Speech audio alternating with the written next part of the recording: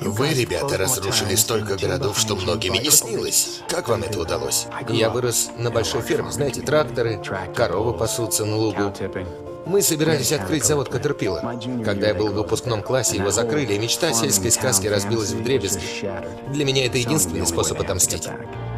Я с гордостью сообщаю вам, что мы проведем газ в МакКинли. Не могу поверить, что мы только выехали из города. Выглядит как Кентукки. Да из любого города выедешь, и будто попал в Кентукки. Это твой дом? Нет. Тогда зачем ты здесь работаешь? Вы подписываете договор, мы начинаем бурить скважину.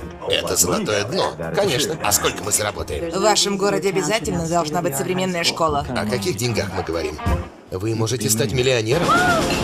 Думала, будет сложнее. Слишком просто. Ты что-нибудь слышала о местном, помешанном на окружающей среде? Нет. Дай угадаю. 40, женат, маркетинг, 2 детей. 38, стриптиз и работа в баре, но призвание в музыке. Я учительница. Нет, я говорю о себе. Всем привет. Я пришел сюда, потому что моей фирмы больше нет. Земля все почернела и непригодна для жизни. Если это случилось со мной, может случиться и с вами. Жители собираются голосовать через 3 недели.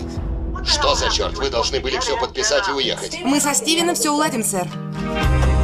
Я все знаю про вашу компанию. Чем вы занимаетесь? Думаешь, это все, что нужно? Чтобы обойти тебя, да. А вот и она. Готова? Да. От режиссера умницы Уилл Хантинг. Этот город и жизнь в нем вымирают.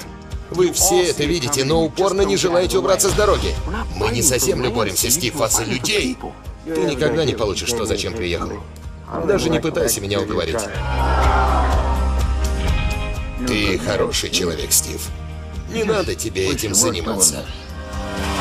Мэтт Дэймон, Джон Красинский, Фрэнсис Макдорманд, Розмари Дуит и Хайл Холбрук. У нас 9-миллиардная компания. Ты хоть понимаешь, на что мы способны? А ты? Земля обетованная.